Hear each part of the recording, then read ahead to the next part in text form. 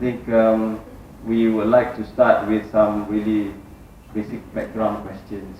I think some of us may want to know more about your background, how you started off as an artist.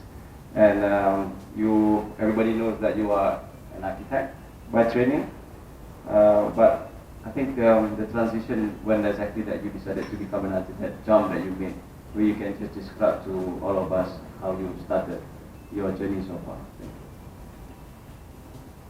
Thank you, Azhar. Thank you, Artcube. How I started? Actually, I started young. It's never a jump. It's never a jump from architecture to art or vice versa. Since I was a little boy, I was young, I already in the art and the art scene. If people know Lenggong is a small town in Perak. Actually, it's one of the first civilizations in Malaysia. The history goes back to 3 million years ago. They found a Perak man, which was 10,000 years history. With that, you can see people in Lenggong naturally very kecil from young. We already play in the cave, jump in the river, chonting, draw on the wall. So that actually instilled the interest to the kids and the grown up. See, that's why you see a lot of artists somehow come from Lenggong. In the school days in the 80s, I remember that time there's Lemon Sky, Zahar Hadid, the late Zahar Hadid. I remember she's standing next to me talking about architecture, but that time none of her works been built. So we call her paper architect, because only paper, but her drawings really inspired everybody. So that's the generation where there's Eisenman, Richard Meyer, all this Michael Gray starting the deconstructivist movement, or based on Russian constructivism. So yeah, that era, I'm still in the school, very young, meet with all these superstar architects. We still, which at the same time still struggling. So we always try to push for something new. So I carry the knowledge and the instruction, discussion, and discourse that I had with these great teachers back to Malaysia.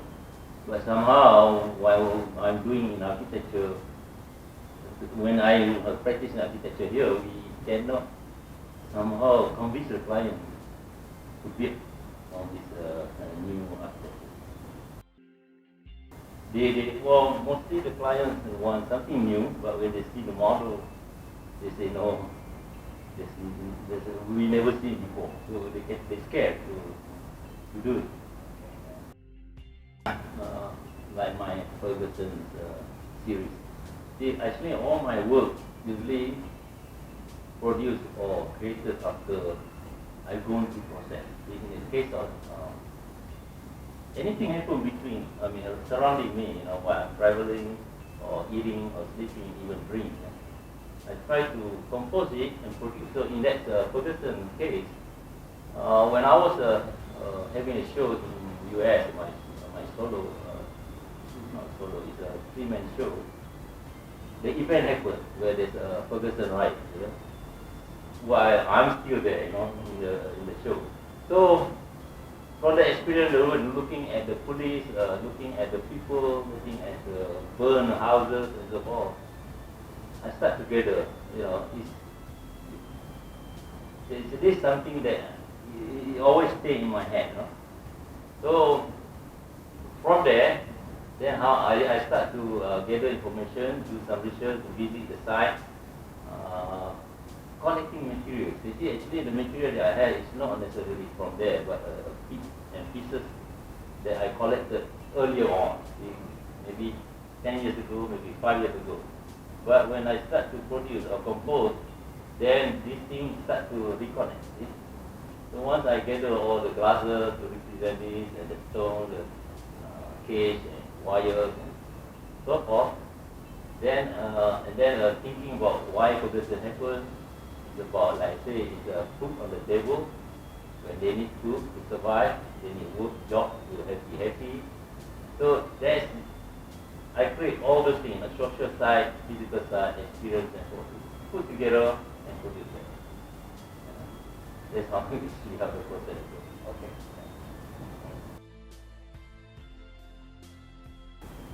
Okay, you see in the Biennale, Venice Biennale is a group Biennale represented, of architects from Malaysia. So the work that I submitted is actually, let's say from the previous year, 2014 Biennale, Venice Biennale. The work that I produced is from my experience with my recollections, with orang asli. So from there, that's why it's nice if we, I think maybe the gallery should,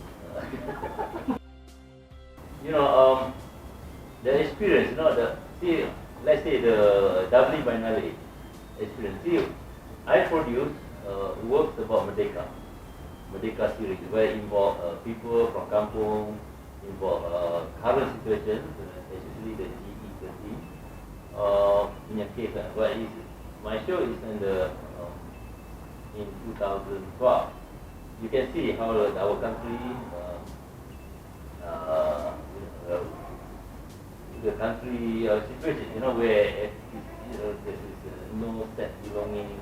People start to talk about negative things and so forth. So I try to, what you see from my Merdeka work is about, I try to portray something positive, what we achieve, how our leaders, put things together and produce or agree on social contract social, all those things. So when I present my work in that show, I produce like when I talk about people, I have this machine guitar.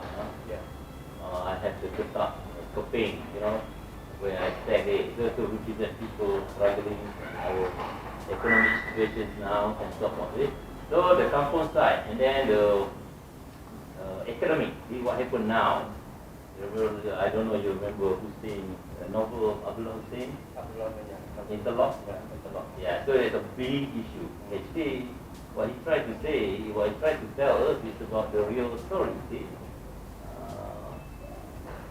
Literature, here and there, but the whole idea is about how everybody from China, India, Indonesia, Malaysia, wherever, come together, to be together and to go through struggling and to fight communism and so forth. So that's what I try to show. Like any artist, I guess when they're struggling, they go around begging. So we, like my case, I go to Tourism Malaysia, Matre, National Art Gallery, and so forth.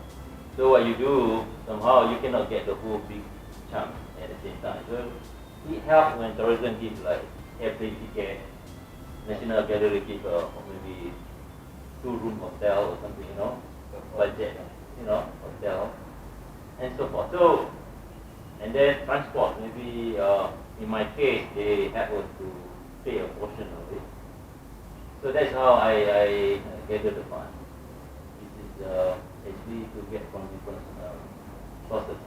And also, as an artist, we also get it from our sales, our painting. That's why, I hope the gallery, they should advance us first.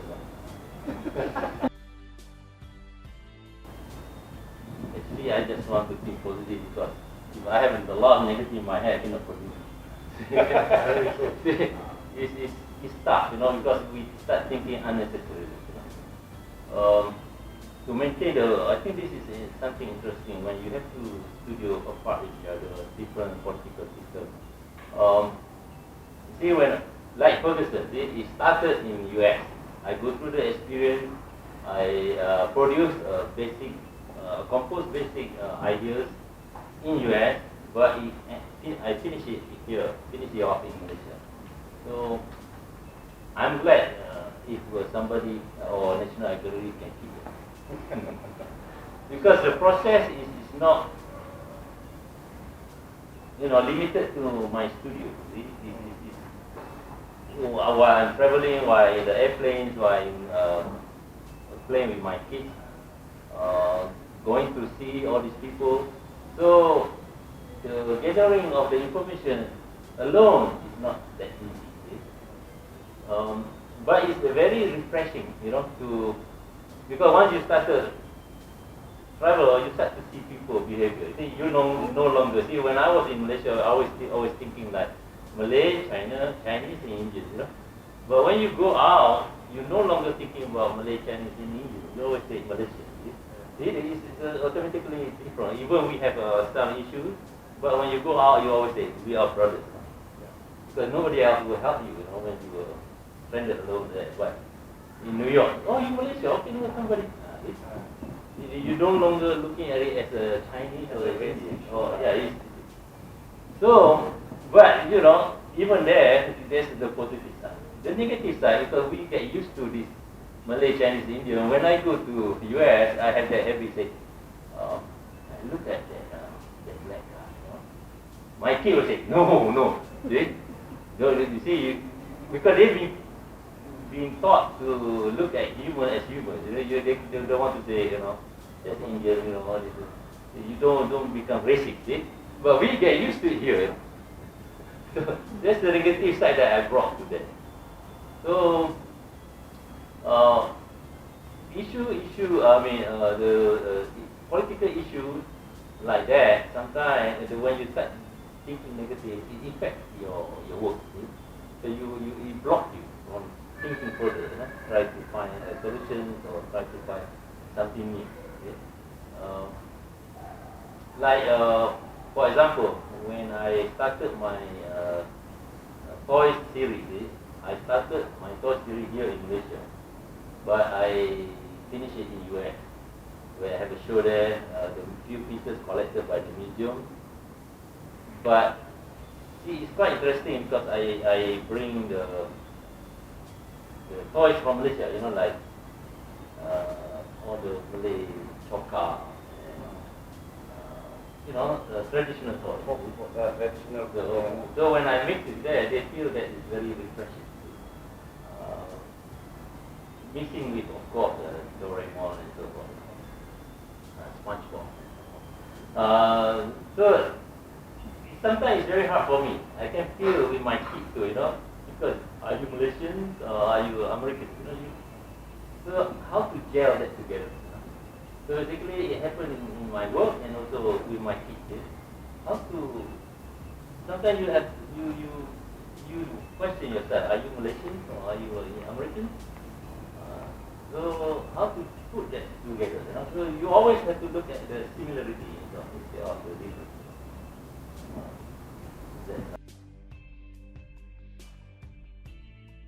Compare 5 years ago, of course, because there's always hanky here and there. But still, I think the art progress. We have beautiful gallery like this, which 5 years ago, not here. The New York gallery. So, the way I see it, I think the difference is education. They start there in US, they start young. You imagine the kids like 2-3 years old, their parents already took them to a museum. Then they know Picasso, they know Mondrian and so forth. So that's the difference. See, when I was in the US, the school always contact me, to give a talk, to talk about art, They always, but I just wonder why it doesn't happen here. No school contact me, say, hey, come here, share your art, your experience and so forth. So you can see the difference. See? We should change, We should change, Teach our kids, At younger age, teach them how to appreciate. If they don't become artists, they can become collectors. See? They become a collector, so you help the artist. So that is the difference. they start young. The museums again, every city has museums. They have local content, international content. But museum always, you can see they know what they're doing. Museum have their own content, their own planning, their own direction. They don't mix up. Here we have one museum mix up everything. They have contemporary. They have modern. They have this and biology and so on. So they can focus, on any direction they go. That's the difference. I think we should start small first, start to have something different and push. Nowadays they have Islamic section. This long time ago they have always South Asian civilization, things like that, mixed in Malaysian and Indonesia. But now they focus Islamic, different. Indian subcontinent, different. They already, so you can see they expanding. So where are we? Our own local collection, I'm not sure. Museum. Not only you see, when you talk about my art, actually, I remember in 2009, I took my work to Kampong, in Lenggong, my birthplace. There's a museum, ecology museum there. So when I put my paintings, in my painting is very organic. I put cinnamon stick, I put so many things, So when the kids come, they say, what is that? Is it art? You put cinnamon stick, you put pen, all those towels and red paint, red thread. So I feel like I'm glad they asked, because this is something that we need them to be exposed, because they have no chance to come to KL, visiting museum, or come to gallery like this. It's impossible. They're scared to come. So instead of taking them here, I bring my work there. The response is wonderful. The question they ask is somewhat inspired me. I see sometimes when I put things, we just put it without thinking. But the key thing, why you do it, why you do it. But the sad story, see, you imagine they never been exposed. They in Kampong. But when I bring my work here, show it to the famous artists in Malaysia, they also ask the same question. See, you see the level? Sad, so sad. But like, see, for me, it's a part of me. It's my progress. To introduce archi painting. Matter of fact, because of my archi painting in 2018, I've been offered to do a museum show in Illinois. So you can see they recognize right away. They say, wow, this is something new. We want to work here on it. We want to make it big. We want to make it a movement. I can see now the young guy, the youngster start to appreciate, because now somehow the young artists, they've been exposed, in art stage, art bubble, and also internet. So I can see the changes. I can see we will start to put things together. It's going to be good for Malaysia, because Malaysians have all the content, have all the artists. It's just not being discovered.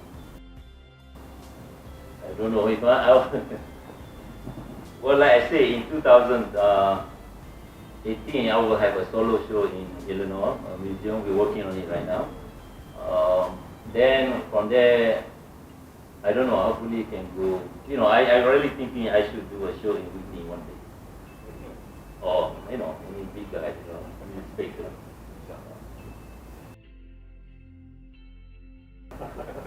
See, to put together, you're talking about technically. To put things together, I think this is something the young artists should learn. When we talk about glue itself, glue, I used to do just glue is a glue, But after working in the architecture field, construction, and also myself testing it, glue, when you glue paper and paper, you have to use different glue. Timber and timber, different glue. Timber and glass, different glue. Steel or blade, different glue. So that's how it works. So when I put things together, besides welding and using wire mesh and so forth, the glue is very important. So we have to understand the limitation of each medium or media. Once you understand that, the rest is easy. And do you think you should write this down and keep it? I think so. But I have to make sure they publish. You consider that a great secret? No, I think it's, for me it's time to let people know. Because I go through already, so my secret cannot stay with me. So yeah, I think technical part, I think maybe you still, waiting. Hopefully, Balai give money to publish. No, but on that part, I think everybody always tells me that art is knowledge. Yeah, no, So of the course, art and knowledge are not just on the content and the social political statement, but it's also about the technical aspect of it as well. So even if it's a trade secret, it's something you should document.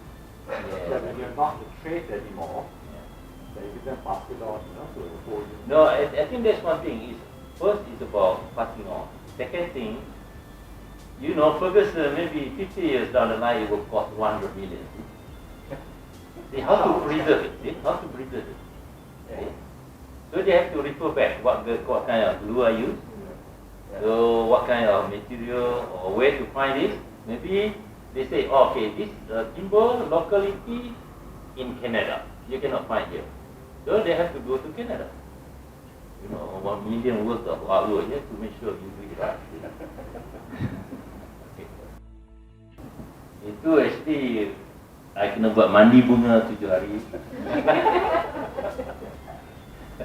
No, just a normal thing, resins and glue and yeah, normal. Nothing special about that. But it stay, I'm glad.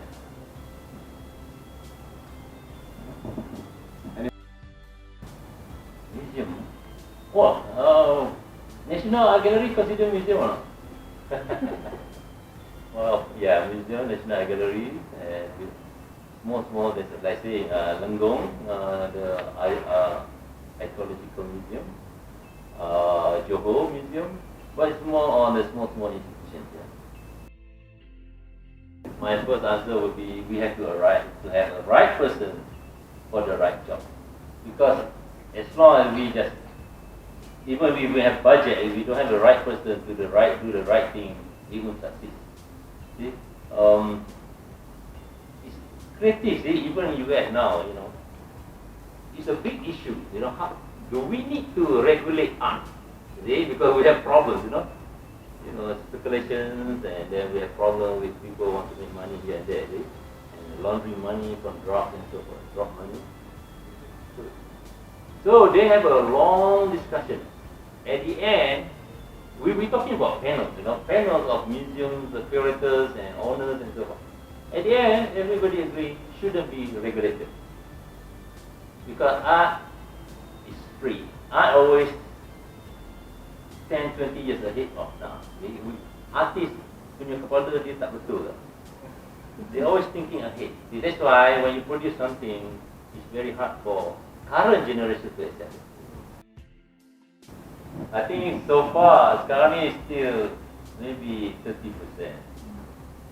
But it's there. See, I remember I read a book about how Rauschenberg, Rauschenberg, when he went to the island, to run away from people, because when he was in Venice, in Italy, nobody accepted his work and so forth. When he was there, he rent a space, a house. The rental is $15 US per month. So dia tak boleh bayar, he cannot pay. So he said, why don't you take my cardboard,